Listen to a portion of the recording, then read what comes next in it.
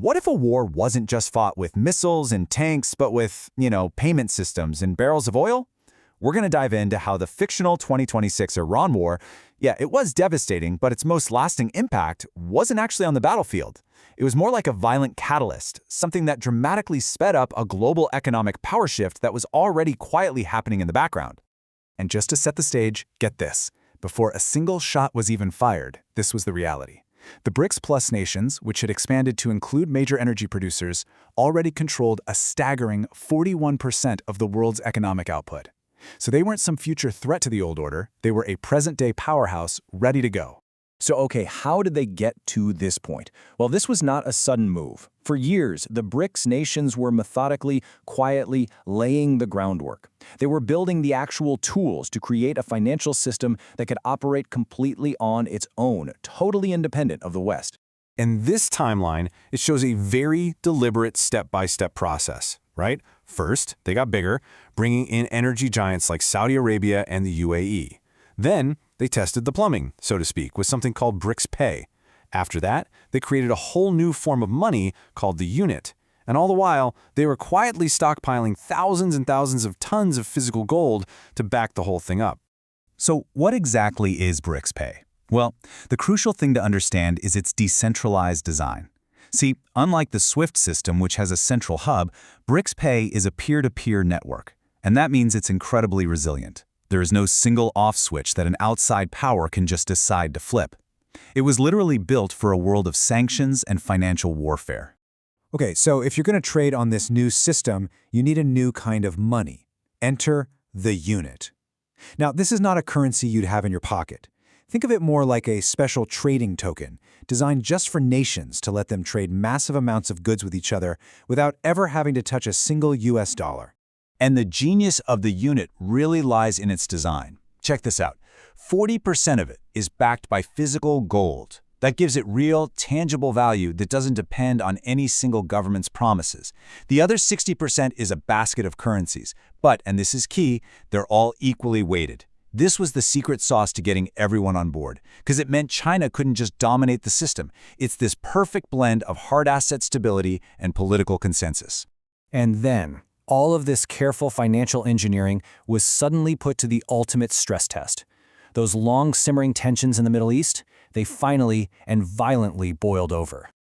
On February 28, 2026, the war began. It was called Operation Epic Fury, and it was a shocking display of overwhelming force.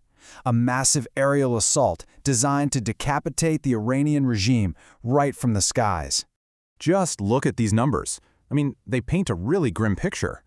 The losses were just staggering, far, far worse than previous conflicts. This was not some small skirmish. This was a full-blown, high-intensity war with absolutely catastrophic consequences for both sides.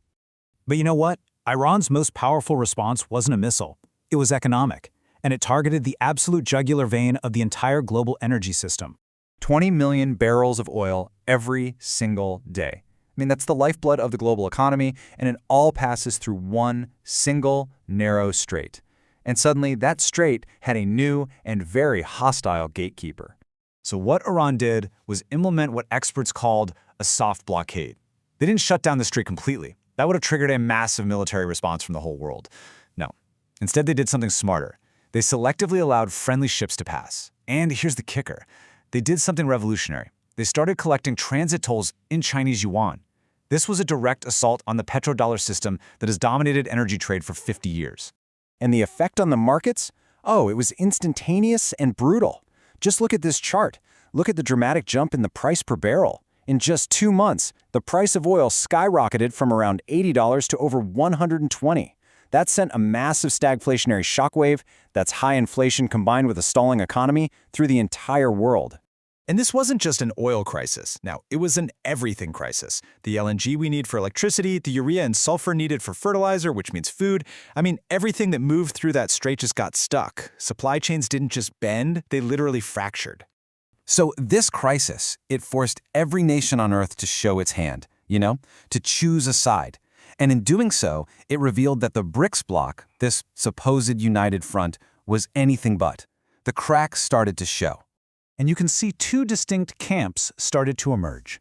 On one side, you had the revisionist axis, China, Russia, and Iran. They saw this as their golden opportunity to actively dismantle the US-led order. But on the other side, you had nations like India, Brazil, and Indonesia practicing what they called strategic autonomy. They weren't interested in blowing up the whole system, they just wanted to navigate it for their own advantage. And this chart, wow, it perfectly illustrates India's agonizing dilemma. 57% of its crude oil had to pass through the Strait of Hormuz. So even as it was building closer security ties with the US, it simply could not afford to make an enemy of Iran. It was forced into this crazy balancing act, negotiating passage for its tankers, turning to Russia as an emergency energy lifeline, all while trying to keep its relationship with Washington intact. And, other players were in a similar bind. The Gulf monarchies were privately telling the U.S., hey, finish the job, but publicly they had to call for calm. And through it all, who are the big winners? Who emerged from the chaos in a stronger position? China and Russia. They used diesel diplomacy and emergency oil shipments to become the indispensable energy partners for completely panicked Asia. So after all that chaos, when the dust finally settled, what does the new global economic map even look like? Well, one thing is absolutely certain. It is not going back to the way it was. A new, more complex, and way more fragmented world has emerged from the ashes. The new reality is what experts are calling a multi-nodal trade patchwork. And yeah, it's a clunky term, I know. But what it really means is that the era of a single, dominant global system is over. Instead, think of it like several big economic hubs, or nodes, and each one is operating with its own set of rules. For international relations, this points to a future that's defined a lot less by cooperation and a lot more by competition. And here they are. These are the four main nodes that are going to define global trade for the next decade. You've got the US, focusing more inward on itself. You have the China-led node, expanding its influence. Then there's a third block of plurilateralists, like the EU, desperately trying not to get caught in the middle. And finally, you have the rest of the BRICS countries, all focused on building out their own sovereign systems. And all of this, it brings us to the fundamental, unsettling question of our new era. For 50 years, the world basically ran on a single financial operating system, where one power pretty much wrote the rules. So now, in a world with multiple competing systems, who gets to write the rules?